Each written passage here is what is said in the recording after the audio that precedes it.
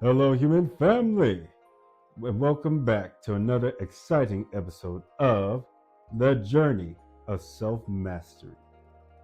I'm your host, White Wolf, and today's episode, The Shaolin Arts.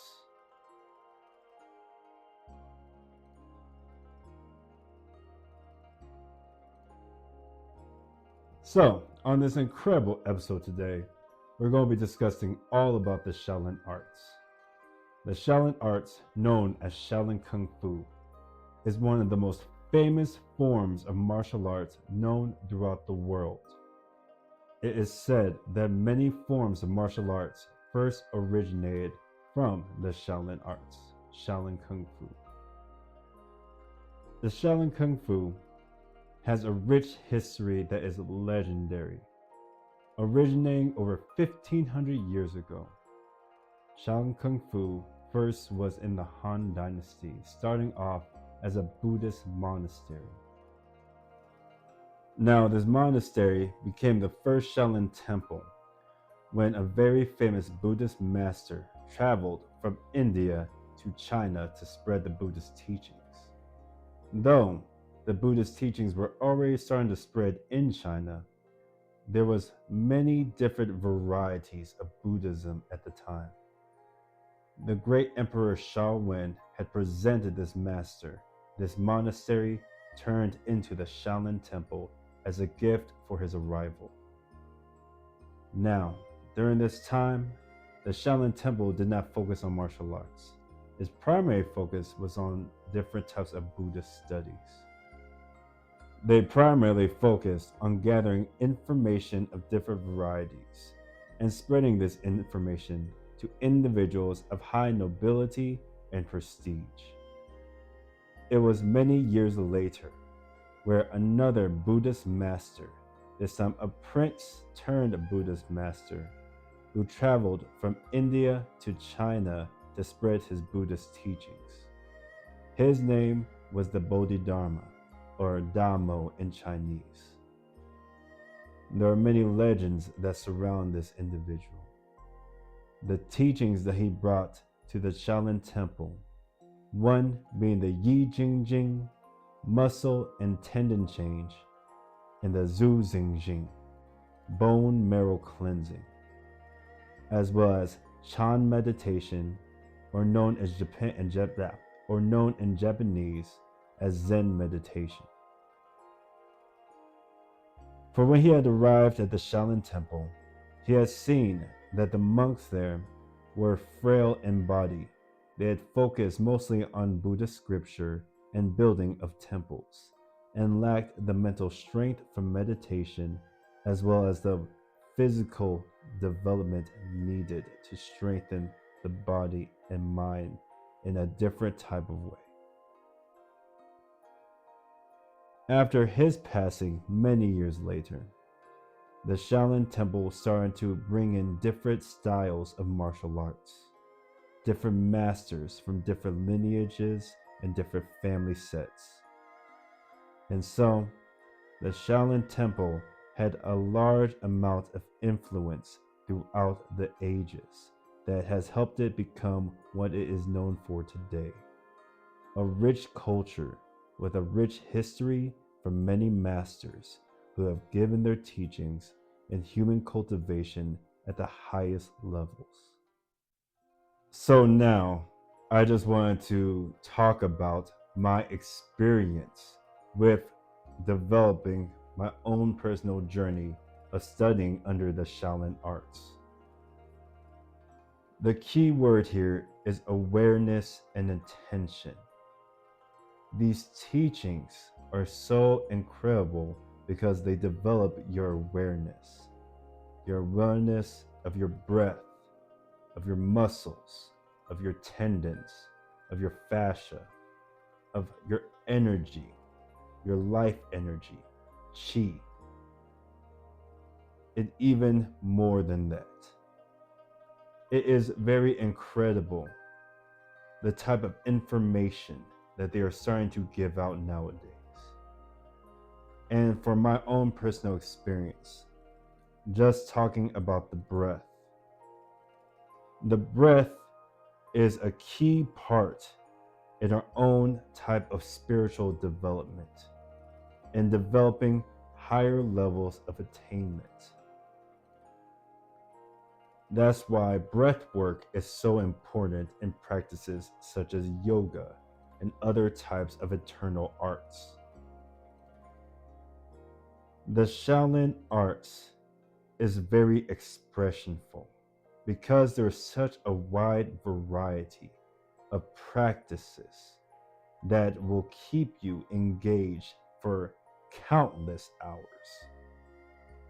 So many hours that this is why these individuals who study this teaching a lot are at the temple, because it requires the amount of hours of dedication. It requires the right type of nutrition in order to reach higher levels of attainment. But for those of us who are living in like the city, who live in regular societies, these teachings are so powerful and beneficial to us because we don't need to study every aspect, every practice. Each practice, each component has its own benefit. And as we learn to incorporate these practices into our daily lives, some practices may be more beneficial and apparent and more applicable at a particular time than other practices.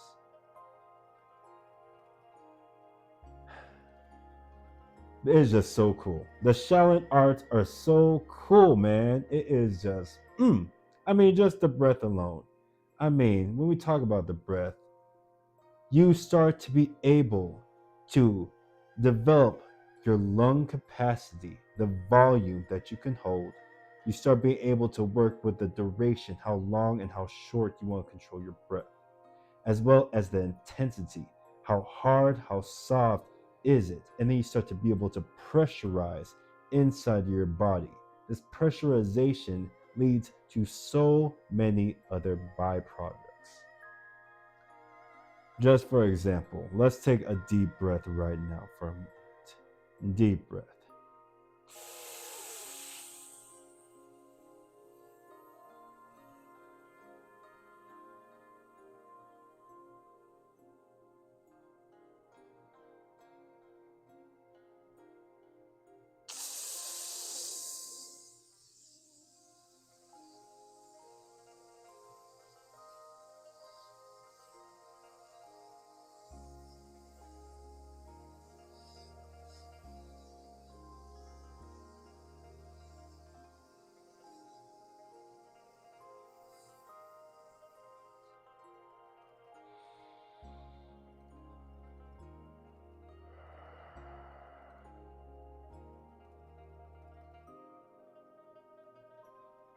It is incredible what we get to learn through these teachings.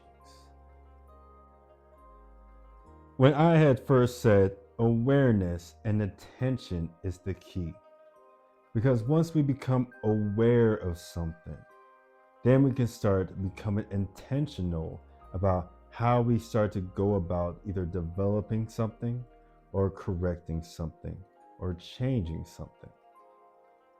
And so when we talk about a lot of our health issues that we face nowadays, lots of people are on oxygen. Learn to cultivate your breath to make your lungs so much stronger. Lots of people, when we talk about weight problems, when we talk about our physical health, we have to start going beyond old conceptions of how we think we work. We have multiple bodies. An example of our bodies being our physical body, our mental body, our emotional body, our life energy body. All of these are connected with each other. For example, you get physically hungry. That is going to start to mess with you mentally. Now you have lost focus. You're feeling a little bit of a drag. You're feeling mental fog. At the same time, you're feeling the emotions of anger. You have that saying, hangry. So all these aspects of ourselves are interconnected with each other. And so now when we start talking about these practices, when we start to develop ourselves physically with a certain type of mentality that is of peace, that is of respect, that is of virtue, that is of divinity, of gratitude. These movements, this mental type of state of being, cultivates us on a whole nother level. I say this because when we look at the world now and we look at such as our fitness industry in the United States, for example, bodybuilding, something that I know a lot of young men and individuals, really strive towards. In my personal opinion, one huge problem with this system, this sport, is the way that it has incorporated the ego on such a deep level. This is why we have so much problems with body dysmorphia. This type of consistent attainment of our physical looks. We start to take supplements and steroids and things that are not necessarily needed in our body. And it becomes a whole culture around this type of ideology. And so now there's many different pieces in place when you start going into this particular realm or sport of doing things. And so this is what I mean when I'm talking about the Shaolin Arts. It has its own type of circulation of energy. Though you're developing yourself physically, the mental aspects and emotional aspects that come with these practices shape you on levels of your character, of your virtues, of your principles. And that is by itself a byproduct of developing your awareness in these practices and becoming intentional on cultivating them further. Just in the first aspect of first obtaining and learning the movements of any of the practices, you have to become aware of what you're doing. You learn the movements. Then you have to practice it on your own. Then you have to become aware of what's happening inside of your body from these practices. And then you become intentional on how to cultivate it deeper. And so it becomes a whole process. All of these are different types of processes that go further than our linear way of thinking. It's not one dimensional. None of these aspects of ourselves, whether it be the Shaolin Arts or any type of fitness or any type of the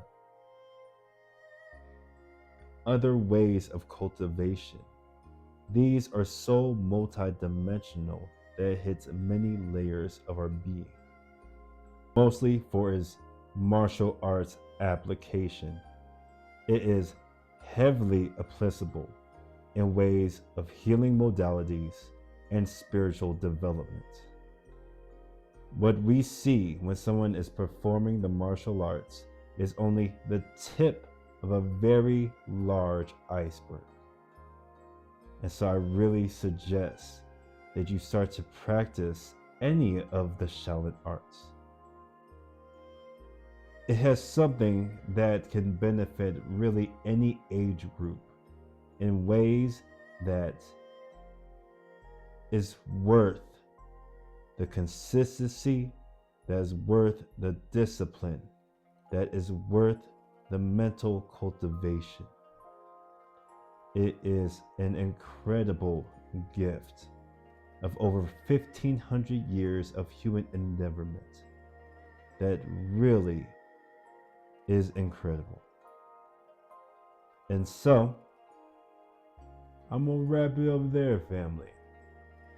Because in the next couple years, not even that long, sooner rather than later, you are going to see with your eyes different levels of human attainment.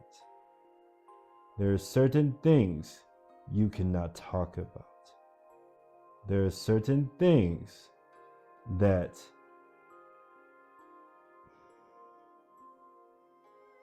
you're going to see, and it is going to be incredible. And so, thank you, human family, for being with me in this episode. If you haven't yet, go ahead and hit that subscribe button. We got episodes coming out every 2 weeks of the journey of self-mastery.